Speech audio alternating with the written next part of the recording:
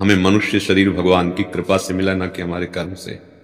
क्योंकि शास्त्रों में जो वर्णन पाया गया, जैसे हमारे यहाँ से सेवक जी महाराज बहुत बड़े महापुरुष हुए, उनका संस्कृति मांझ बरियाई के पायो मानुष देव व्रता कत डारत। संस्कृति चक्र चल रहा है, उसमें रोक दिया और बीच में से निकाल के जीव को मनुष्य दे दिया। किस लिए? बोले बड़े भाग मानुष तन पावा, शुर दुर्लभ सदग्रंथन गावा, साधन धाम मोक्ष कर द्वारा। ये मोक्ष प्राप्ति के लिए, भगवत प्राप्ति के लिए मिला। तो देखो, मनुष्य शरीर मिला भगवान की कृपा से। अब हमको क्या करना चाहिए, क्या नहीं करना चाहिए, ये विशुद्ध ज्ञान कहां से होगा? बोले सत्संग से होगा। तो इसमें भी कृपा, बिनु सत्संग विवेक न हुई, और राम कृपा बिनु सुलभ न। देखो, भगवान ने कृपा कर दी, सत्संग दे दिया। अब सत्संग में आपको कैसे चलना है, किस मार्ग में चलना है, जब ये बात पता चली तो चलने का उत्साह भी भगवान दे दिए, चलने का बल भगवान दे। मुझे लगता है कृपा ही कृपा है, केवल समझ जाए। अगर अहंकार करेगा तो नष्ट हो जाएगा, अर्थात तो सही दिशा पे नहीं जा पाएगा, और कृपा को देखेगा तो संभलता हुआ पहुंच जाएगा। तो मुझे लगता है अगर सत्संग मिल गया मानव देह के बाद तो बहुत बड़ी कृपा हो गई। अब आप ये सहयोग कर दीजिए कि जो नहीं करना वो ना करो, जो करने के लिए कहा जा रहा है वो कर लो, ये तुम कृपा कर दो तो बढ़िया काम हो गया, बहुत जीवन मंगलमय हो जाएगा। देखो, कुछ बातें ऐसी हैं जो अंदर से आती नहीं करना चाहिए, आप नहीं मानते। भगवान बाहर से सत्संग के द्वारा, शास्त्र के द्वारा आपको सुनवा रहे हैं कि ये मत करो, आप मान लो। आप मान लोगे तो आपने मानो कृपा का आदर कर लिया, अब आप निकल जाओगे। ना मानोगे तो ऐसे दलदल में फंस जाओगे कि फिर निकलना भी चाहोगे तो नहीं निकल पाओगे। माया एक दलदल ऐसा है, भोगों का दलदल ऐसा है कि जितना कोशिश करो उतना ही धस जाओ। आज से हम ये नहीं करेंगे, बस मन तुम्हें रौंद देगा। देख लो, देख लो, कसम खाते हैं नहीं तो भीष्म जी तो हो नहीं। तुम्हारी सैकड़ों कस्में ऐसे टूट गई हैं जिनका कोई अस्तित्व तो नहीं रहा।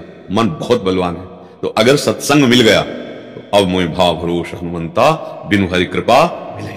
अब अगर हमें संत मिल गए, कृपा हो गई हम पर, तो हमें अच्छे आचरणों में चलना चाहिए। कि जो सदगुरु संत जन है उनकी कृपा शक्ति, जैसे आपको देख रहे हैं संत जन, आपसे कह रहे हैं आपको ऐसे चलना है, तो केवल आदेश नहीं होता, उसमें पावर होता है। संतों का स्वरूप भगवान से जुड़ा हुआ है ना। जैसे बहुत बड़े प्रकाश से संबंध हो जाए तो उनका बहुत बड़े सामर्थ्य से संबंध, और इस संबंध का मतलब होता है वही हो जाना, जानत तुम्हें हो जाए। तो मानो हम, भगवान भी आदेश करते हैं, सातों सम महिमय जग देखा मोते अधिक संत कर। तो मानो हम भगवान से मिलने जा रहे हैं। अब आपको वैसे ही अनुभव होगा। हमारा जीवन परिवर्तित हो रहा है, हमें बड़ा आनंद आया, हमारी अशांति नष्ट हो गई।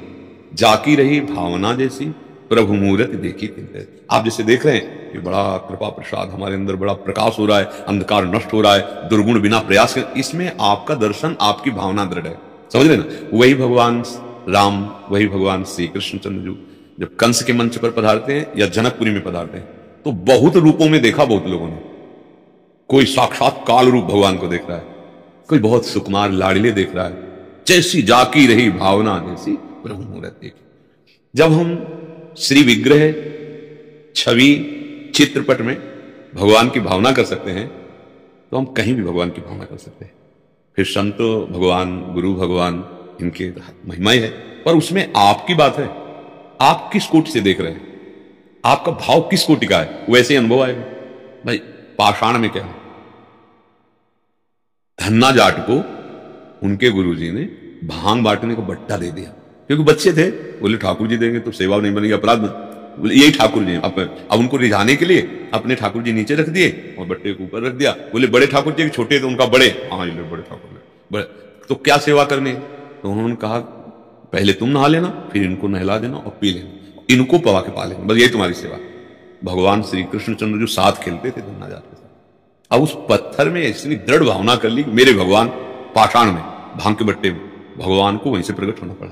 खंभे में दृढ़ भावना, प्रहलाद नरसिंह भगवान प्रकट हो गए ना। तो फिर संत और किसी भी महत पुरुषों, वहां तो भगवान जागृत हैं, सबके हृदय में पर्दा लगाए बैठे हैं। वहां तो भय प्रकट कृपाल आदि, उन्होंने भजन करके भगवान को पुकार करके उपासना के द्वारा अपने हृदय में प्रकट कर लिया भगवान। ये बात हम जैसी भावना करते हैं वैसे। अब जैसे तार्किक बुद्धि, निकृष्ट बुद्धि लेकर के आप आइए तो आपको असंतोष, जलन और दोष दर्शन होगा। शीतलता के समीप जाकर के भी तुम जलते रहे, क्यों? तुम्हारी दृष्टि ऐसी, तुम्हारी भावना ऐसी। नहीं तो संत दर्श को चालिए तज माया अभिमान, ज्यो ज्यो पग आगे बढ़े कोटिन यज्ञ समान। आप सोचो कितनी महिमा, पर वो उसके लिए तज माया अभिमान, दैन्य आज तो अहो भाग्य। जब द्रवि दीन दयाल राघव प्रसाद संगति पाई। आज भगवान हम पर प्रसन्न हुए क्योंकि हमें संत समागम मिला, भगवत चर्चा करने को मिली। तो ये आपका भाव है ना, तो आपको अनुभव होने लगेगा। नहीं तो भगवान को भी देख करके दुर्योधन के हृदय में जलन ही होती थी, आनंद नहीं होता था।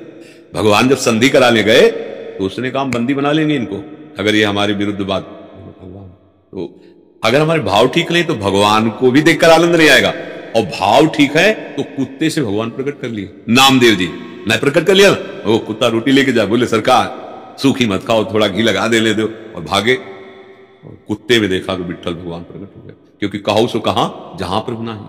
बस हमारे हृदय की भावना ही हमको भगवत प्राप्ति कराती है, हृदय का भाव ही प्रकाश कर देता है। हमारा भाव हो भाव, तो आनंद आने लगा। सामने वस्तु क्या, अरे भाई वो तो भांग का बट्टा है, स्पष्ट भांग का बट्टा, और भावना बन गई मेरे गोविंद, तो गोविंद प्रकट हो गए।